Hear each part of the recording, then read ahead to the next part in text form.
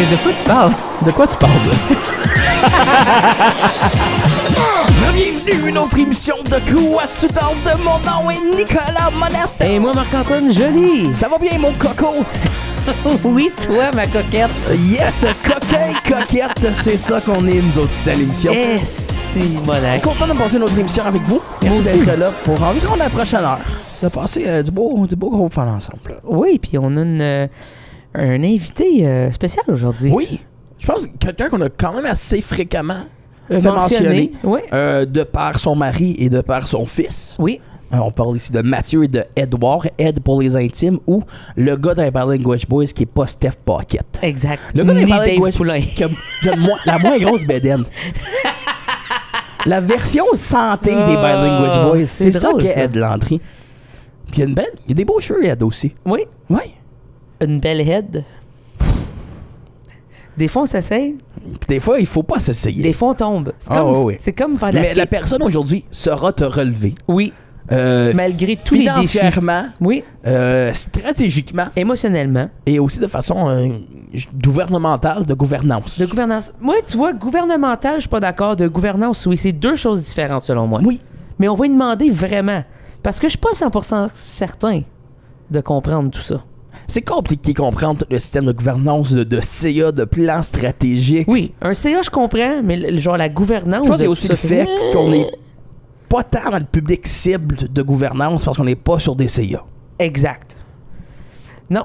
Mais tu sais, t'es sur un- Je me suis fait souvent demander d'être sur un CA et malheureusement, j'ai refusé à chaque fois. Ah oui? Ah oui, puis un hard no, là. Ah Tu sais, ouais. ouais, genre comme non, Par courriel ou en personne? en personne. Oh, C'est quand même fort d'être capable de faire personne. Tu sais que je suis pas un gars qui dit non. non. Mais ça, je sais, j'ai dit, je vais être la paix personne, je vais jamais être là. Tu as donné des excuses, c'est ça. T'as pas dit non. Non, t'as raison. J'ai Ça- dit. ça serait gangster, non. quelqu'un Ouais, vient te je voir, sais. tu Hard fais- no. Non. C'est Mais impossible. bookez-moi en show. Oui. Non, j'étais comme, je vais jamais être là. Ouais. J'ai pas un horaire stable. Genre, tu vas me demander de faire la rencontre telle journée. Je vais être comme, je suis pas là. Puis là, je vais juste être un fardeau. Je suis à Owen Sound ce matin. C'est Je ça. peux pas. Je ne peux point. Fait que non, j'ai pas. C'est juste. Mes parents siègent sur plusieurs CA. Je pense Fait pas que je mes me dis, parents ont c'est déjà été plus sur un tard CA. dans ma vie, peut-être. Je sais pas si mes parents ont déjà été sur un CA. Puis ça me surprend. Moi aussi. Surtout, ouais. Non. Ta mère, mettons. Ouais, ma mère, elle Full serait du CA. genre... Oh, oui. Faut, je vais te gérer ça, là. Ouais. Wouh! Sur un Sortez-vous intendant de là. d'éducation, mais pas sur un CA. Mais c'est-tu quoi, en même temps, sa vie est demandante. Oui, Puis c'est un peu un CA, tout ça. c'est quand même vrai. Et comme sur le CA de plein d'écoles. C'est ça. Dans le fond, c'est Mais- le CA. Mais dans un CA qui a comme plein de pouvoir sur tout le monde. Et je fais comme toi, t'as plus de job. Ouais. Ah. Tout ça pour dire notre invité d'aujourd'hui, Qu'on n'a pas nommé. Lynn Dupuis de Et LND Solutions, récipiendaire du prix Saphir Entrepreneur de l'année. Une belle cérémonie qui remercie les femmes de la francophonie ontarienne. Donc, c'est réservé aux femmes. Super le fun. Certaines... C'est quoi? J'ai France Tardif, mais c'est pas ça son nom de famille. De l'Est ontarien. Elle a eu coup de cœur de l'année. La mère de Charles Miguel. Et mariée à Denis Tardif. C'est quoi son vrai nom de famille? J'ai la France, mais c'est pas ça. Je sais pas. Non! C'est quoi son nom de famille? J'ai aucune idée. Je sais de qui tu parles, mais j'ai Elle a aucune idée. organisé C'est la fête franco à Alfred aussi. Tu sais de qui je parle? Oui. La marche! La marche. Oh my God. On l'a eu. C'était loin, ça. Oui. Ouh. Aujourd'hui à l'émission, Lynn Dupuis.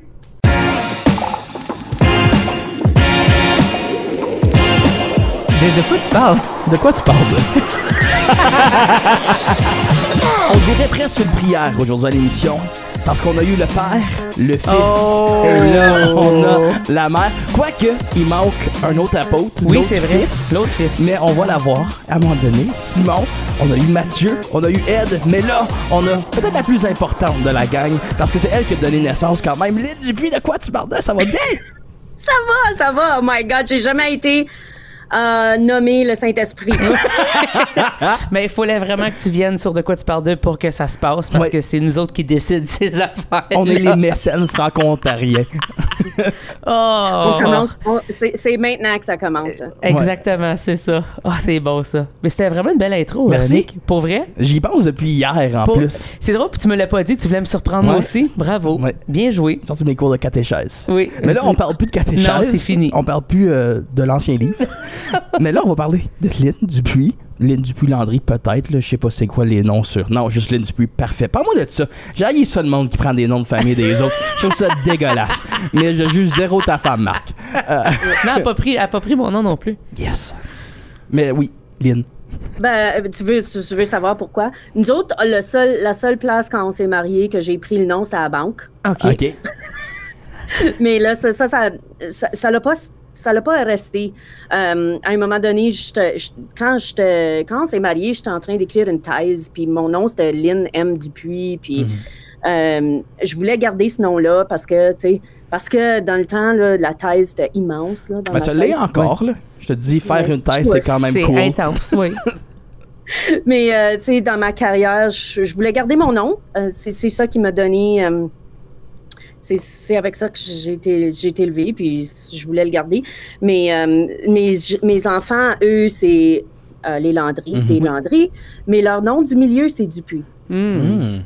Donc, ça a causé bien des troubles au gouvernement. Mais c'est aussi des Dupuis, donc ils peuvent faire le choix quand ils veulent. C'est ça, des fois, ces choix-là, tu les fais, puis tu fais comme, ah, c'est beau, c'est le fun, puis après ça, tu fais, ouais, OK, ça a causé bien des problèmes, mais en même temps, moi, les boys, je veux dire, souvent, ils utilisent les deux ou ils vont utiliser, puis je trouve ça super cool, puis moi, dans ma tête, tu sais, mettons, des Mathieu, il y en a, mais des Mathieu Landry aussi, il y en a.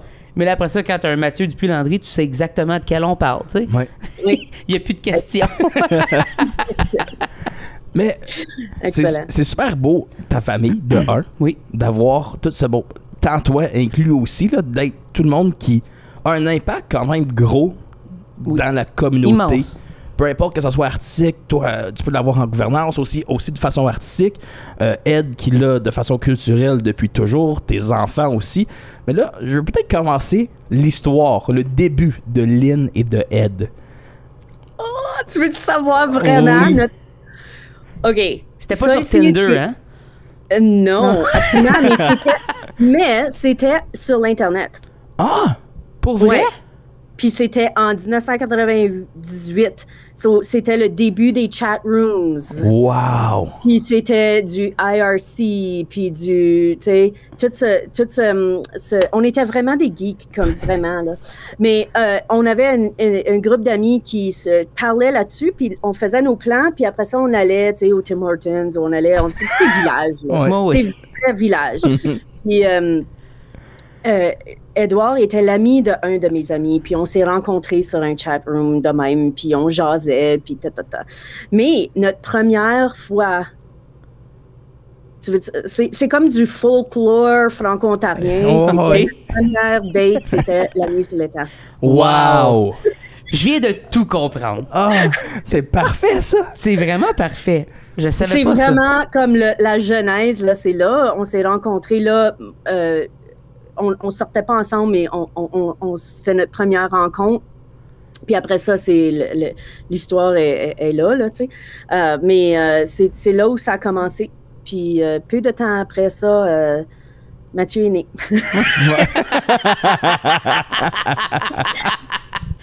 Oh! Fait que là, Un an plus tard. la première date, tu dirais que c'est à la nuit. Oui. C'est une Ça, des c'est plus cool. belles choses que j'ai entendues dans ma vie, ça. C'est comme des bébés festival, mais pas cringe. Non, mais c'est vraiment cool que ça s'est passé comme ça. Fait que la nuit, ça a évidemment toujours un impact important pour vous, j'imagine, d'aller, d'assister. Oui, il y a eu plein d'occasions où que nous autres, on a participé. Les premiers shows de Mathieu, c'était là. Comme un bébé, là, comme on l'a apporté. Puis aussi, Mathieu a joué depuis qu'il y a 15 ans à la nuit sur l'étang. Ed a lancé des albums à la nuit sur l'étang. On a participé. Moi, j'ai jamais fait rien à la nuit sur l'étang. Mais tu as été souvent. J'ai appuyé en gouvernance un peu. Et voilà. Et voilà. Donc, peut-être que oui. Mais c'est ça. Donc, le début de tout ça, c'est, Ed était dans le conflit, comme on a... S'il y a des gens qui sont des gros fans qui ont écouté l'entrevue avant, il était dans le conflit dramatique avant ça. On s'est rencontrés, j'allais au show là, comme groupie. Là. Puis on a un petit décalage d'âge. Là. Moi, je suis plus vieille que lui, donc c'était comme... La première fois que ma mère elle l'a rencontré, il y avait ses guitares puis des longs cheveux. Là, comme c'était vraiment le rock and roll jeune là, d'Azilda. Oui. Mais c'est ça. Donc, on a commencé à sortir. On a eu Mathieu. On a continué à l'université. Puis lui a décidé d'aller à l'université au lieu. On a resté à Montréal. On a resté à Paris. On a visité plein de places. Toujours avec Mathieu. Wow. Mathieu, il est comme notre buddy. C'est lui. Je fais la blague que c'est lui qui nous a élevés. Parce qu'on était tellement jeunes. Ouais. Ça l'explique un peu pourquoi que Mathieu est capable de se promener si bien partout dans sa vie aussi. Il a fait ça tellement jeune, fait qu'il connaissait ça. Lui, tourer, ça lui fait pas peur, là, tu sais. Je veux dire, il le faisait enfant. C'est fou, par exemple, de voir que vous avez eu toutes ces expériences-là. Mais à Paris, qu'est-ce qui s'est passé pour que vous soyez à Paris? Une de mes années en maîtrise, mon prof, il est venu dans mon bureau. J'avais un bureau. Ouais. Nous autres, on faisait de l'université 9 à 5. Mathieu était à la garderie à l'université. Puis nous autres, on avait des bureaux parce qu'on faisait ça. Puis le soir, nous autres, on était papa, maman, puis famille. Donc, il rentre dans mon bureau, puis il dit ça te tenterait-tu de passer l'été à Paris? Oui. Je suis comme, on se mariait. C'était à l'année où on se mariait. Il a dit ça te tenterait-tu de passer l'été suite à ton mariage à Paris? J'ai dit yes. Laisse-moi y penser 2 minutes. Oui. Je contacte Ed dans son bureau, puis j'ai dit, écoute, on a une belle occasion d'aller à Paris pour l'été. Parce que mon prof, sa fille, faisait du swap, comme un swap d'appartement. Et il avait besoin de quelqu'un pour rester dans son appartement, pour payer le loyer. Puis nous autres, on est comme, OK, sure, on va faire ça. Donc, on a passé du temps à Paris. Ça, c'était en 2022. Puis c'est ça, Mathieu est avec nous autres. Il avait visité. Puis là, quand ça vient à 2 ans passés, quand on a eu la chance d'aller maintenant là, à Paris pour voir Mathieu jouer sur stage, le jour de notre anniversaire de mariage, c'était comme karma. Ouais. C'était comme full circle. On a vu Mathieu jouer à Paris, à Montmartre, sur le soir de notre anniversaire. Je pleurais. C'était le fun. C'est tellement beau. Oui, c'est vraiment fou. C'est des affaires que moi, je savais pas non plus.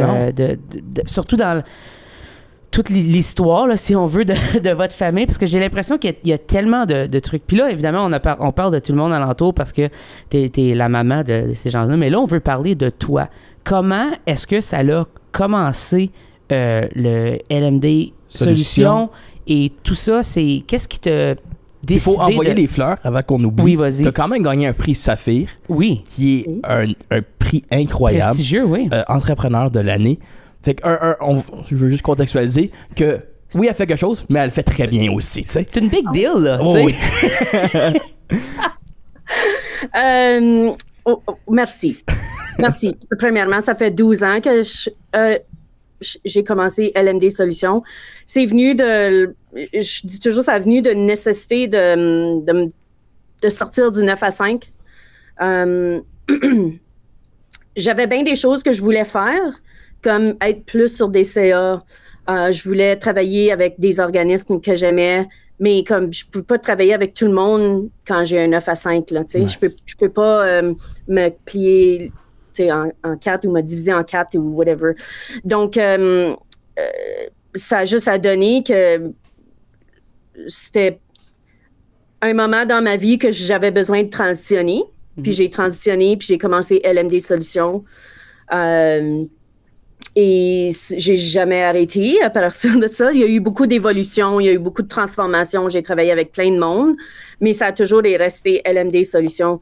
Puis on fait on fait de la gouvernance, on travaille avec des organismes à but non lucratif, beaucoup d'organismes culturels aussi, donc j'ai un lien là, OK? C'est comme, je travaille avec des théâtres, puis des organismes culturels, des conseils des arts, puis des artistes même qui sont en développement et appuyés au niveau de la planification stratégique d'une vie d'artiste, mais aussi des organismes culturels. Donc, on travaille à ce niveau-là, puis après 12 ans, c'est super le fun de me retrouver en train d'être reconnue pour ça, I guess, mais aussi d'avoir une équipe montée depuis la dernière année. On est une équipe de 5 maintenant. Wow. On appuie des organismes. On a développé un modèle. C'est vraiment où je pensais l'apporter, mais ça a pris du temps. Puis ça prend du temps. C'est ça qui est. C'est ça que c'est la business. Donc. Je parlais un peu de quelque chose, de gouvernance. On parle souvent de plan stratégique, de gouvernance, puis là, on fait comme... C'est quoi ça? Ça a l'air important, mais je comprends pas. Veux-tu expliquer en termes super simples? À cause c'est quelque chose de très important. C'est quelque chose que je réalise de plus en plus que je vieillis. Quand je fais plus d'affaires avec des CA, je fais « Ah oui, c'est important ça, j'y ai pas pensé ça. » C'est vrai que la vision, mission, c'est quand même important. C'est pas juste du YOLO. Oui, ça, c'est de la musique à mes oreilles, puis on parle de musique. Mais c'est ça. Donc, habituellement, tu sais, évidemment, quand tu embauches un consultant, c'est pas parce que ça va toujours bien. Donc, j'en ai vu beaucoup d'exemples de gouvernance qui va pas bien, mais aussi de gouvernance qui va bien. Donc, j'ai la chance, tu sais, soit qui ont les moyens pour m'embaucher, puis c'est une belle occasion de développement de plans stratégiques ou de gestion de leur gouvernance. Je fais beaucoup aussi de restructuration de gouvernance. Donc, je vais rentrer, je vais évaluer, je vais faire un diagnostic, qu'est-ce qui va bien, qu'est-ce qui va pas bien, mettre en place certaines politiques et procédures. Donc, un conseil d'administration, ça se passe chez tous les organismes à but non lucratif. Oui. OK? Donc, c'est tous les conseils des arts que vous connaissez, toutes les maisons de culture, tous les organismes de show, whatever. Si c'est pas privé, c'est un organisme avec un conseil d'administration. Donc, il y a un DG, une personne en tête, mais il y a un conseil d'administration qui est créé de bénévoles qui gère la boîte. On dit ça de façon, ils guident l'organisme, sont là pour faire de l'évaluation, d'assurer que tout fonctionne bien, puis que le DG, ben il y a quelqu'un avec qui il peut utiliser comme sounding board. Et à l'intérieur d'un conseil d'administration, ben il y a des politiques. Il y a un plan stratégique où on s'en va pour les prochains 3, 4, 5 ans. Et tout ça, ben il y a aussi de la formation. Les gens, ils savent pas toujours comment être un membre de conseil d'administration et de la formation continue aussi pour être un groupe qui travaille ensemble. C'est ce que je vois souvent, c'est le groupe, ça s'effrite ou il y a un manque d'engagement ou comment est-ce qu'on ramène ça avec des organismes. Puis, veut pas, dans le côté francophone, dans le monde culturel, il n'y en moins pas des bénévoles, puis il n'y en moins pas des gens, puis c'est toujours les mêmes, hein, on les voit toujours à des mêmes organisations. On se fie à ces gens-là, mais ça arrive que c'est comme ça cause du burn-out. Donc, il y a plein de ces défis-là où on peut rentrer, faire un diagnostic, puis mettre en place des solutions pour arranger certains défis ou problèmes qui existent. Puis on le voit beaucoup en francophonie, c'est des relations très affectives qu'ont les gens avec les organismes. C'est quelque chose, on va dire que c'est le Conseil des arts à Sudbury, mais c'est sûrement du monde à Sudbury qui consomme beaucoup d'art et vont voir les spectacles. Donc, il y a tout ce lien affectif-là aussi. Puis ça, on le voit tant en musique que tu peux le voir avec toi. Tu as un lien super affectif avec ta musique, avec Jolie Records, avec tout. Comme Matt, il y a avec Hates. Fait qu'il y a toujours ce lien-là qui devient un peu personnel. Fait qu'il y a comme la fine ligne de comme subjectivité, objectivité, mais aussi de comme comprendre l'importance de la boîte. Ben c'est ça. Puis quand on est en train de développer un organisme culturel comme ça, c'est facile de dire c'est le fun, c'est de la musique. Je compte pas les heures. C'est ça. Puis on fait ça parce qu'on aime ça, les arts. Puis on veut le succès. Tu sais, on n'a pas besoin de toutes ces opérations-là, puis cette structure-là. Ça crée des embûches. Mais en n'ayant pas la structure, c'est quand on commence à voir les embûches, puis quand on commence à voir de l'effritement, puis la mission, vision, on l'oublie parce qu'on est tellement dans le rouage de créer des spectacles, puis créer des événements, puis créer des affaires qu'on oublie certains éléments de bonne gouvernance. Puis ça prend juste des fois du retweaking un petit peu, puis on arrive à trouver des solutions. Parce qu'évidemment, dans toutes ces choses-là, c'est difficile. Si tu n'as pas une bonne fondation, c'est dur après ça empiler des affaires par-dessus, ça risque de, T'es un constructeur, de tomber. toi? Moi, je suis un constructeur. Ça m'arrive de faire Je savais pas que j'étais avec Mike Holmes sur le couch. Le gars n'est pas capable de mettre 2 vis ensemble pour sauver sa vie, là, mais c'est vrai que c'est important d'avoir justement ces missions-là, puis cette vision-là, puis d'être, j'imagine, quelqu'un à l'extérieur de ces organismes-là. Toi, tu peux voir la vue d'ensemble, puis après ça, suggérer des solutions, bien évidemment, à comment on peut arriver à un meilleur résultat sans nécessairement se cogner la tête sur le mur, tu sais. Oui, réellement, se cogner la tête sur le mur. L'autre aspect, c'est super important, c'est qu'on sait tous que ces organismes-là sont fondés avec des argents, là, des enveloppes, là, ouais. Pardon? Des enveloppes gouvernementales, des subventions, aller etc. chercher des subventions puis du financement. Donc, un organisme ne va pas nécessairement te donner de l'argent, hein, un bailleur de fonds, sans savoir que ton organisme est solide. Ouais. T'as-tu une bonne vision, mission? T'as-tu un bon plan de travail? T'as-tu un bon conseil d'administration? Tes affaires sont-tu en ordre? T'as-tu des finances? T'as-tu T'as-tu un pas bon fait rapport? d'audit pendant les derniers 8 ans? Oui, ça arrive souvent, ça. oui, exactement. Donc, c'est des petits éléments comme ça qu'on va aller retrouver chez les organismes, autant culturels là, que non, là, mais on travaille aussi en santé, puis en santé mentale, puis avec des organismes gouvernementaux, puis ça. Tu parles de beaucoup de choses qu'on retrouve. Moi, j'ai quelque chose que je retrouve chez toi, que j'aime beaucoup.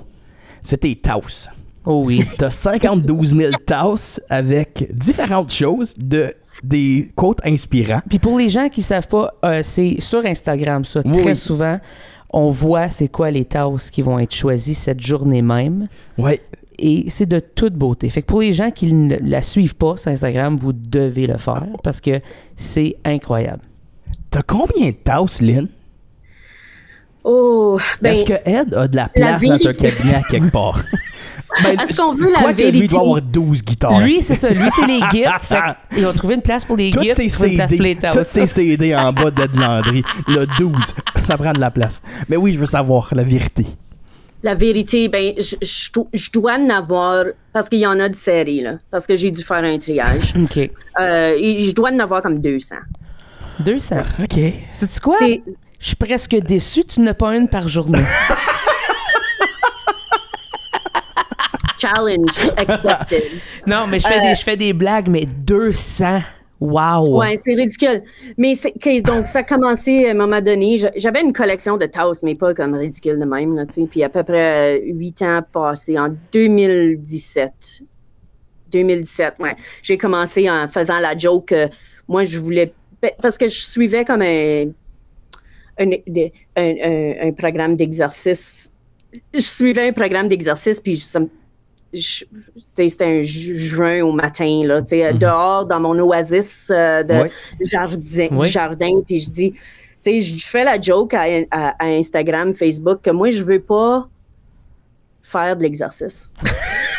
Je veux relaxer. Puis c'était une année vraiment importante chez nous parce que Mathieu quittait la maison. On était en business 100%. Ed lançait des albums. Simon était dans du théâtre à 100%. Donc, pour moi, la maman qui s'occupe de tout, OK, puis admettons, comme moi, j'avais ma propre business, je travaillais de la maison. Donc, moi, je faisais la plupart du voyage de jeunes partout, là, tu sais, dans toutes les activités, puis toutes les affaires. Puis, à un moment donné, je suis comme, hey, guys, moi, je veux pas faire des exercices. Puis, la clé, c'est la consistance, la consistency. Être constant. Donc, moi, je vais faire mon défi Oasis, c'est de faire absolument rien avec ma tasse de café. C'est parfait, ça. Puis la chose, c'est que moi, je l'ai fait un matin, puis tout le monde, tu sais, sur Instagram ou sur Facebook, tu sais, « Ah, moi tout, Lynn, moi tout, je veux faire rien. » Puis le monde montrait leur tasse, tu sais, c'était super fun, là, tu sais. Puis là, le lendemain, le monde je l'ai refaite. J'ai dit, OK, guys, jour 2, on est capable, let's go, tasse. Puis là, les gens encore, Hey Lynn, c'est super le fun le dimanche, là, on prend un café avec toi. Ben moi, j'ai pas arrêté. Donc moi, j'ai fait ça à tous les jours depuis 2017 juin. Wow. Donc ça va faire, je sais pas, là, ça va faire 7 ans, là. là. Donc, et moi, je l'utilise de façon, oui, rester en contact avec les gens, de façon journalière. Des fois, il n'y a rien. Des fois, il n'y a pas grand-chose à dire, tu sais, mais des fois, j'ai des choses à dire. Tu sais, on a passé à travers une pandémie, ma business, les albums, les shows, Mathieu en Australie, whatever, tu sais, ce qui se passe. Tu sais, puis on a une famille, Simon en théâtre, là, il y avait bien des choses à promouvoir. Oui. So, avoir un lien direct avec les gens tous les jours, c'est devenu quasiment utile.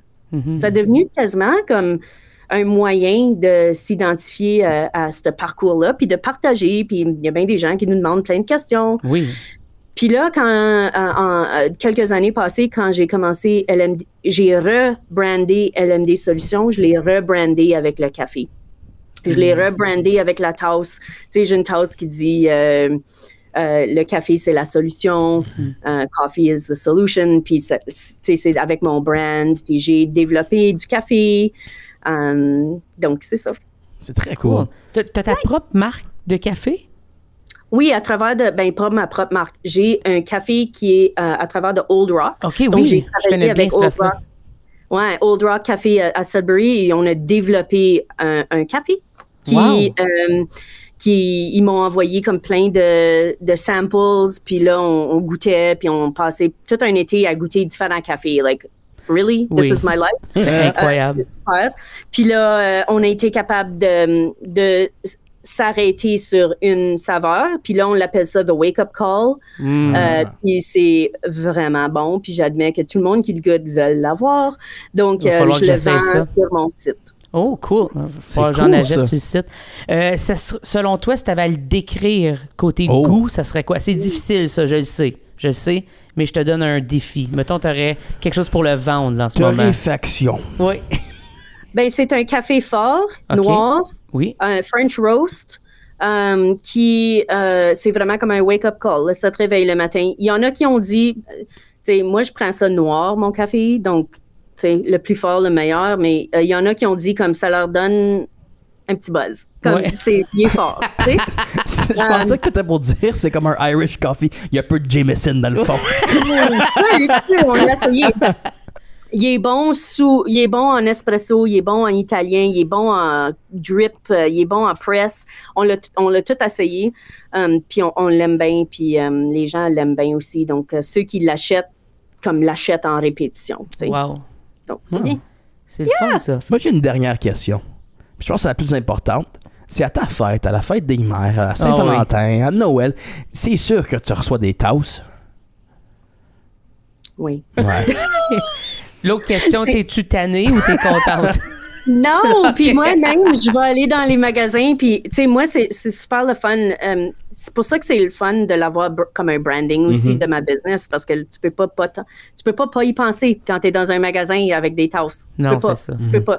Puis les gens sont comme en Jamaïque, sont comme « Lynn, j'ai une tasse, c'est ça qui... » Tu sais, ils m'envoient des photos, tu sais, en Europe, whatever. « Tu veux-tu que je t'amène cette tasse-ci? » Ou ils vont voir une tasse qui représente de quoi, puis ils vont dire « Tu l'as-tu celle-là? Sinon, je te la jette. » là, tu sais. Puis ça fait en sorte que oui, j'ai comme des boîtes de tasses, puis je fais comme une rotation, puis j'ai aussi une armoire à tasses. Puis... Oui, une belle armoire à tasses. Tu sais, quand t'as tellement de tasses que ça devient comme ton linge d'été, puis ton linge d'hiver, puis à un moment donné, tu fais « Faut faire le switch-over, là. Commence à faire tout ça. » J'ai un switch-over à Noël. Okay. À Noël, je fais un gros switch-over des tasses rouges, des tasses de Noël, parce que c'est plus comme c'est plus remarquable. Oui. OK. Des Switch pour des tasses de Noël, des Si boîtes jamais vous de travaillez tasses. avec Lynn, vous y achetez une tasse. Exactement. À la fin du remerciement, tu achètes une tasse. Tu dis, merci d'avoir sauvé tous mes problèmes avec ma compagnie. Petite anecdote, je viens de finir une retraite là, au Muskokas. OK. Puis j'ai dit, il y avait un petit magasin. Puis je suis comme, moi, je vais m'acheter une tasse qui représente le fait que je t'ai ici. Oui. Puis là, la gestionnaire avec qui on travaillait, elle est comme, va retourner ça. J'ai dit, ben là. Oh, J'ai dit, ben elle l'avait acheté. Elle l'avait acheté pour moi. C'est parfait. Donc, c'est vraiment comme devenu quelque chose. Là. Puis, tu sais, les gens qui sont autour de moi vont en acheter moins parce qu'ils savent que ça se passe. Là, Ouais. mais moi, si je vais aux Winners, là, Watch out. Watch out. T'es T'es souvent une gagnante, hein? C'est ça qui arrive? Hein? T'es souvent une gagnante aux Winners. God. Hey, tu peux être winner ou loser, man. Quand tu vas aux Winners, tu peux vraiment perdre souvent. Des fois, il n'y a rien aux Winners. Ouais. Il y a souvent rien aux Winners. Mais quand que ça arrive, là, t'es content. Winners, si vous écoutez ça, on aimerait avoir 10 millions de dollars. Merci. Oui. D'accord. Je vais vous créer un plan stratégique autour de ça. Oui. That's it. Juste des rayures, s'il vous plaît, on est artistes. On n'a pas de fonds de pension. Hey, un grand merci, Lynn. Bienvenue. C'est un grand plaisir. Puis je sais que ma carrière, c'est pas comme les artistes typiques, mais je pourrais passer plein de temps à parler de tous les artistes qui sont passés aussi dans notre studio en bas chez nous. Oui. Dans le studio Orange, tu sais, on a plein de gens qui ont passé puis qui ont fait beaucoup de temps. J'ai dormi avec plein de bands qui jouent dans la cave. Et Mathieu étant le drummer, ben lui, ses drums, il restait dans le studio. Donc, les gens venaient chez nous. Donc, j'ai vu passer par chez nous plein d'artistes franco-ontariens puis cool. et non franco-ontariens. Mais c'est super le fun que vous m'avez invité puis que je fais partie un petit peu de cette documentation-là.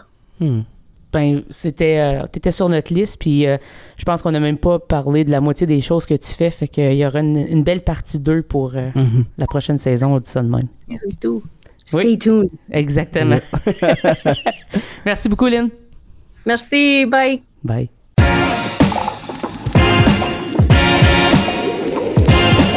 De quoi tu parles? De quoi tu parles? Tous pour, tous contre. Parfait. On l'ajoute à l'ordre du jour.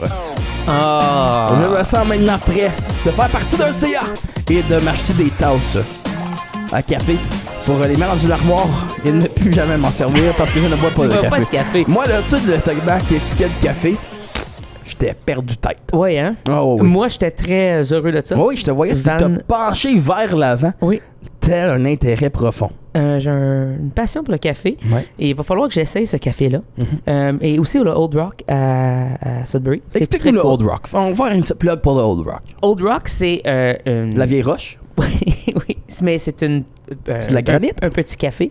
de la grawa. De la Grawa. Oui, De c'est la un petit Grawa. café de Grawa. Parfait. En fait, il y a leur stationnement, il y a une partie qui a du Grawa. Fait que ça fonctionne très bien. Mais donc, c'est une super belle place qui font leur propre torréfication et qui font leur propre café. Clairement, parce qu'on l'a dit, mais aussi tu le vois parce que tu vois les barils et tout. Et puis, c'est pas mal cool. C'est comme une brasserie de café. C'est une brasserie de café, c'est exactement ça. Sharp. Oui. C'est une belle place. J'allais là quand j'étais à l'Université Laurentienne. Oui, quand tu t'es fait refuser par l'Université d'Ottawa. Exactement, mais que je pouvais encore me faire accepter par l'Université Laurentienne parce qu'il y avait des programmes en français. Oui. Ah, le bon vieux temps. Hein? C'est fou Ça, ce puis que les chat rooms. 2014-2015, c'est fou qu'est-ce que ça a fait. Ouais, quand même. Oui. Puis aussi 1998 pour les chatrooms, comme on a dit. Oui. Je voulais savoir, c'était-tu un chatroom? C'était-tu ICQ? Je sais pas. Elle l'a dit. C'était avant MSN, ouais, mais je savais même pas c'était quoi. Ouais, non, ben, Mais j'avais des amis plus qui vieux. étaient plus vieux, fait que je savais les sœurs puis les frères de Ouais. nos amis, de mes amis. Puis là, tu voyais, t'es comme chatter quelque chose, c'est quoi ça? Mais moi, j'ai pas vécu à ICQ, j'ai été direct à MSN. Moi aussi. Toi aussi. Mais je connaissais ICQ, c'est juste MSN a commencé en T'as même pas temps. eu MySpace? Oui, ben oui. Puis ça, c'était IM. Un moment donné, il avait ok. fait une affaire avec IM.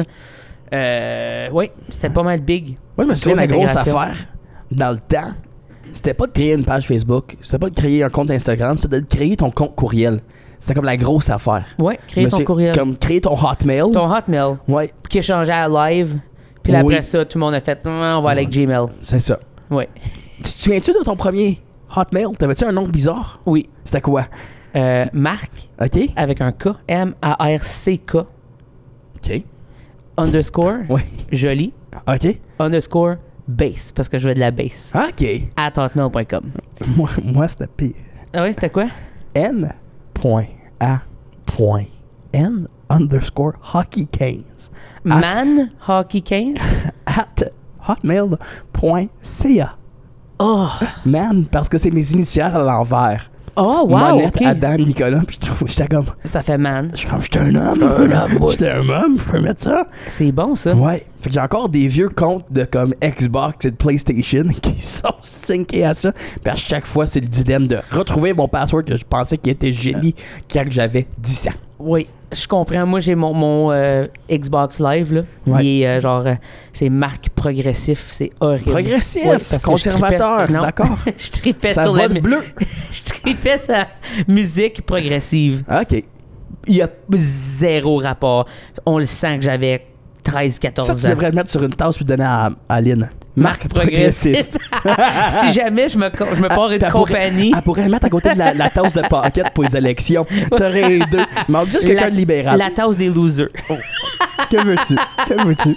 Ben, grand merci d'avoir été là, d'avoir été à l'émission. Puis on se dit à très bientôt parce que il y a quelque chose qui arrive assez d'important dans les prochaines semaines. Le Festival Franco. Et on va en parler avec un certain José Bertrand de JKB, mais aussi DG de Samoncheck, eux autres qui gèrent le Festival Franco. Très hâte de jaser. Merci, puis on se dit à très bientôt. Salut!